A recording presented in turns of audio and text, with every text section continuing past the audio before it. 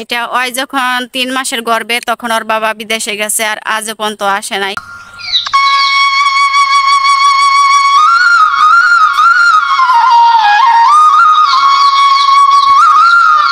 প্রবাসীর বোঝ যে কি জ্বালা তা আমাকে জিজ্ঞাসা করেন। আজকে মনে করেন আমার হাজবেন্ড আমাকে প্রতি মাসে 6,000 টাকা দেয়।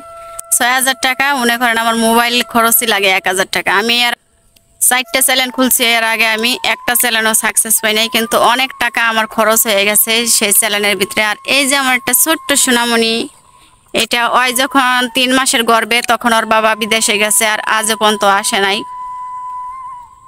ভাবতে পারেন তারা প্রবাসে থাকে আর এই ছেলে আজও পর্যন্ত যাবেন এখন পর্যন্ত ও আর বাবার কুলে উঠতে পারে নাই।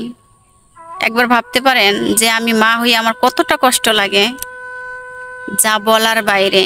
প্রবাসে বসে কষ্ট করব আমরা, আর বাগিদার অনেক, ওর টাকার বাগিদার অনেক, কিন্তু ওই চাইবে টাকা, ওই চাইবে টাকা, ও চাইবে টাকা, টাকা না দিলেই এক একজনের সাথে মুখ কালাকালি লেগে যাবে। বুঝছেন, প্রবাস জীবন হয়েছে এটা। কষ্ট করব আমি, কষ্ট করব আমার সন্তান, কিন্তু বাগিদার অনেক, যে বাগিদারের সাথে দিন কাজে লাগার কথা।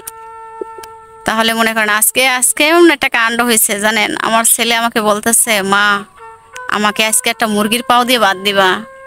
দুঃখের বিষয় আমার কাছে একটা টাকাও নাই যে আমি একটা মুরগি আনবো, আইনে আমার ছেলেকে দিব। আগে তো আমি আমার শ্বশুর বাড়িতে যখন ছিলাম তখন মনে করেন আমি টেলারের কাজ করছিলাম, যাই করছি টেলারের কাজ, সন্তানদের মনে করেন যখন যেটা চাইছে দিতে পারছি। কিন্তু এখন তো বাপের বাড়ি থাকি, টেলারের কাজ মাছ কিছু করতে পারি না, এই জন্য মনে করেন একটু বেশি সমস্যা চলতে হয়ে যায়। আর আমার 6,000 টাকা দেয় আমার হাজবেন্ড। ওদিক যেয়ে বিড়ি করো। 6,000 টাকা দেয়। দেওয়ার পরে আমি যদি বলি যে এই 6,000 টাকা দিয়ে কি চলা সম্ভব, তাহলে আমার হাজবেন্ড কি বলে বলেন, বলে নাকি তার মেসার নাকি সব পোলাপানে বলে, বাপ রে বাপ, তোর বউরে তুই 6,000 টাকা দেস চলার জন্য, এতগুলা টাকা কি করে দেস, এই বলে। আসলে কি 6,000 টাকা বেশি?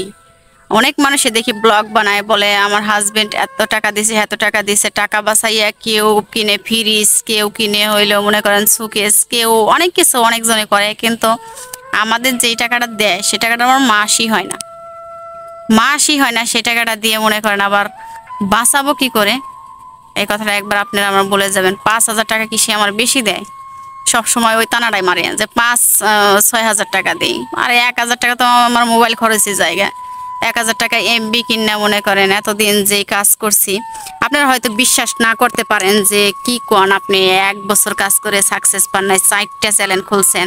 আপনারা না জানেন, ইউটিউব ঠিকই জানে যে আমি 4টা চ্যানেল আমার আরও আছে, কিন্তু সেই একটা সবগুলো চ্যানেল আমি বাদ দিচ্ছি। এখন আর সেই চ্যানেলগুলো আমি চালাই না। এখন এই চ্যানেলটা অনেক আশা নিয়ে খুলছি, জানি আমার সন্তানদের কিছু একটা, তোমার সন্তানদের আমি হেল্প করতে পারি। আমি বেশি না, মোবাইল আমি বেশি না মনে করেন, আমি চাই যে 10,000 টাকা, 10,000 টাকাও যদি আমার ইনকাম আসে তাতে আমার অনেক। আমার সন্তানদের নিয়ে আমি দিব্যি সুন্দরভাবে চলতে পারবো, হাজবেন্ডের কাছে হাত পাতা লাগবে না। আর যদি স্বামী বাড়িতে থাকতো তো এসে পকেটে 2-1 টাকা নিয়ে যেই টাকাটা নিলাম এই কাজটা করতেছি, সেটাও তো নাই, সেও তো বাড়িতে নাই, বাইরে থাকে। যদি মনে চায় তাও কিছু করতে পারি না। মা হইয়া যে কত কিছু ত্যাগ করা লাগে। আগে হয়তো আমার 10 টাকা করে আমি খাইতাম, কিন্তু এখন যে সন্তান হয়েছে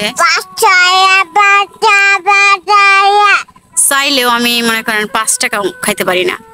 চাইলেও যে আজকে আমার 5টা টাকা খাইতে ইচ্ছা করছে, কিন্তু পারি না। কেন পারি না? সন্তানদের দিকে, মুখের দিকে তাকাইয়া খাইতে পারি না। কারণ এই যেই 5 টাকা আমি খাবো ওই 5 টাকা আমার ছেলেরা খাবে, এইটা ভাবি, সব সময় এইটা ভাবি। আর আপনারা অবশ্যই আমাকে কমেন্টে জানাবেন, আমার হাজবেন্ড আমাকে 6,000 টাকা দেয়, এই যুগে বাংলাদেশে 6,000 টাকা দেয়, সে আমাকে কি বেশি দেয় নাকি? অবশ্যই সেটা আপনারা কমেন্টে আমাকে বলে যাবেন। সব সময় বলে 6,000 টাকা দেই, 6,000 টাকা দেই, 6,000 টাকা দেই। হ্যাঁ, এখনো তার প্রবাস করা হয়নি। আজকে 5 বছর ধরে থাকতেছে, তাও তার প্রবাস করা হয় নাই। এখন নাকি আবার হয়ে যাবে কোন দেশে যেন, ক্রোয়েশিয়া। আমি করশিয়া যাব।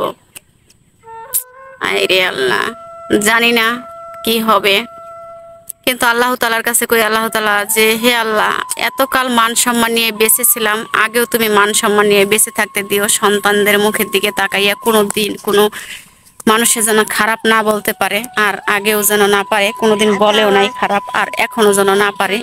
এটা ছাড়া আর কিচ্ছু চাওয়া নেই আল্লাহ তালার কাছে। আল্লাহ হাফেজ। আমার ছেলে বলতেছে আল্লাহ হাফেজ।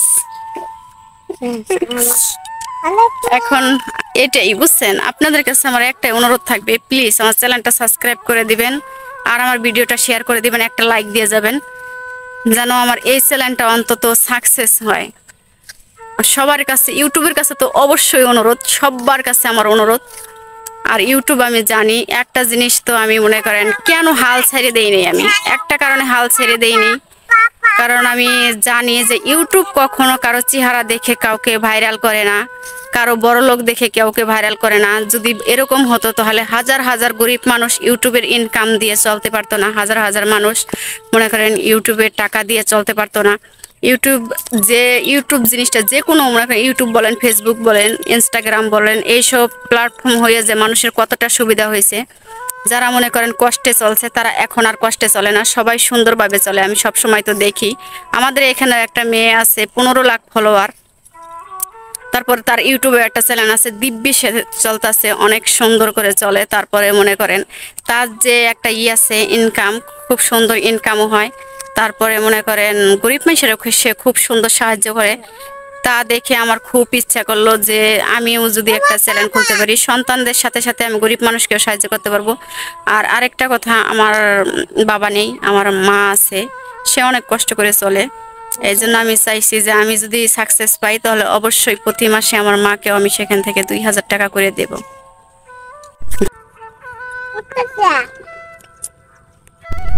আমরা আজকে অনেক ফাঁকা একটা জায়গায় ঘুরতে আসছি, আর এই জায়গা কে কে আসছি, আয়াত আর আমি আসছি। ওই যে আমার ছোট্ট পাখিটা ওখানে দাঁড়িয়ে আছে, আয়াত। আর এই জায়গা আমি নদীর পাশে ঘুরতে আসছি।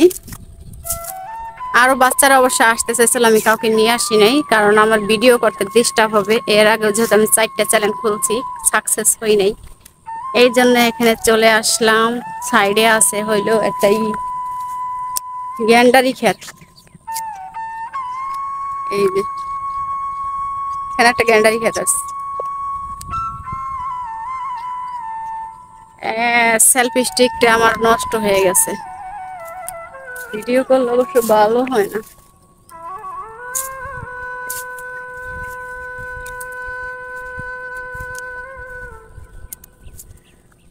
শেষ, এই যে একটুকু জমি আমাদের আছে, এই যে এই কিনারে, আর নাই। যেটুকু সোন দেখতেছেন এটুকুই, আর নাই।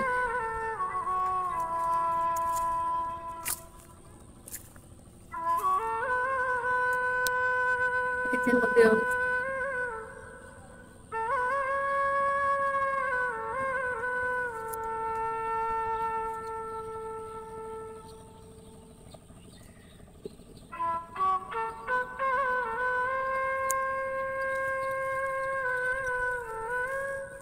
আব্বু এখানে হো, এই জায়গায়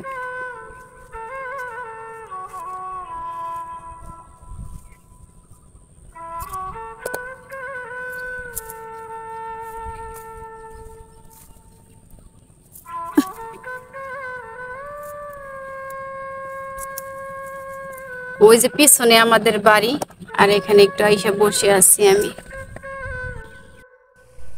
নামাজের কোনো টাইম নেই। দেখেন আমার এই নানাটা আসছিল এই জায়গায় ঘাস কাটার জন্য, হঠাৎ করে দেখে আজান দিয়ে দিছে, তাহলে কি করবে, সে ঘাস কাটতে বাসায় যাইতে যাইতে অনেক দেরি হয়ে যাবে। যেহেতু সে নামাজ পড়ে, সে একজন ইমাম, যখন তখন মনে করে সে জানতে পারে, যে জানে যে সব সময় নামাজের আজানের সাথে সাথে নামাজ পড়তে হয়। এই জন্য মনে করেন এখানে নামাজ আদায় করতেছে। এই জায়গা হয়েছে হলো ধান কাটছে সবাই। আর এখানে আসছিলাম আমি ভিডিও করার জন্য, আইসা দেখি সে নানা এদিকে নামাজ পড়তে আসে। আর দেখে আমার এতটা ভালো লাগছে, দেখেন অসাধারণ একটা দৃশ্য, আমার কাছে খুবই ভালো লাগলো। এই নামাজটা কে কে ভালোবাসেন অবশ্যই কমেন্টে জানিয়ে যাবেন। ঘুরতে গিয়েছিলাম, তাড়াতাড়ি করে বাড়িতে চলে যাচ্ছি, আজান দিয়ে দিছে। আর আজান দিলে আমাদের এইসব এলাকায় তো একেবারে বাইরে থাকা যায় না, খুবই একটা আতঙ্ক। এই জন্য তাড়াতাড়ি করে বাড়িতে চলে যাচ্ছি। এই যে আমাদের বাড়ির রাস্তা, আজানের আলাপ পাওয়া যাইতেছে। ওই যে ওখানে আবার কাপড় আছে, কাপড়ও তোলা লাগবো।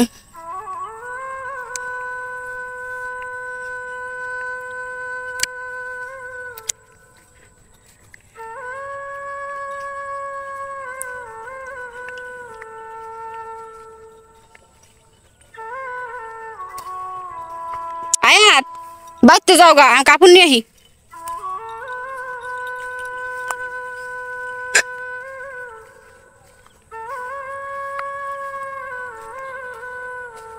গহীন জঙ্গলে আমরা কাপড় রোদ দিই।